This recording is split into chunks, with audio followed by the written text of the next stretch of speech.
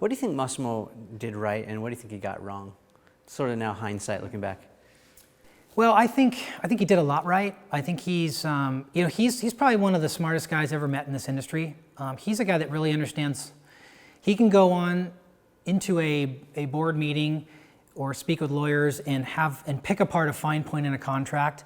He can then walk into a different room and pick apart a design board.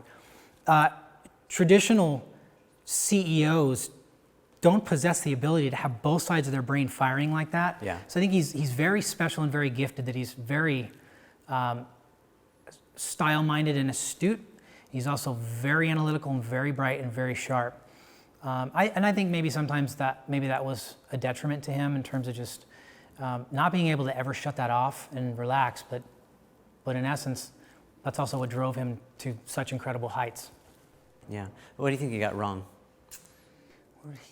It's okay. It's many years later. We can talk about this now, can't we? Well, enough time has passed. He and I are still buddies, so. Well, it has no, and so the reason I ask this really, and there is such a stigma attached to failure and mistakes, and when I say what went wrong, but the reason I ask that is because people who watch the show, they are small business owners, they're designers, they're entrepreneurs. They want to figure this stuff out. That's why they watch this show. This show is about insight to grow your business from the experts who've done it. Yeah. And certainly, you've been there, done that. Mossimo's been there, done that. And you were on his team in the inner circle. So you have this perspective, right? And it's okay to talk about that because that's ancient history now. It has nothing to do with, that he's a good guy, not good guy. We all know he's a great guy, but talk about that just for the viewers so they learn something. I think he walked too quickly away from what his core competencies were as a brand. Meaning, case in point, Mossimo was famous for the 3-panel volleyball short. Yeah. The neon sensation. Mossimo on the back. With his name scribbled on the back. Yeah, it was awesome. It was a brilliant move.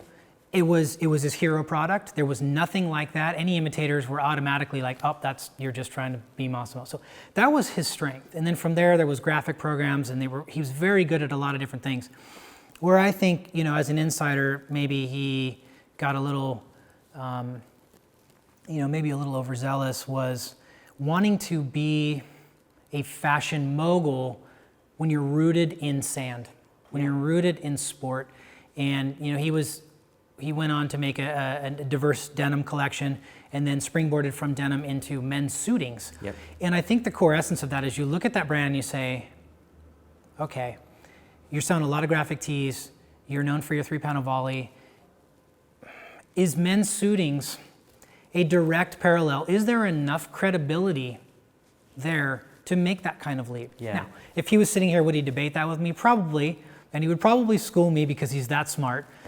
My point of view is that I think because he did so much correctly and had so much success also, that sometimes we think, oh, well, I was successful at this, I know I'm going to be able to transition into this. When in fact, that's maybe not the case.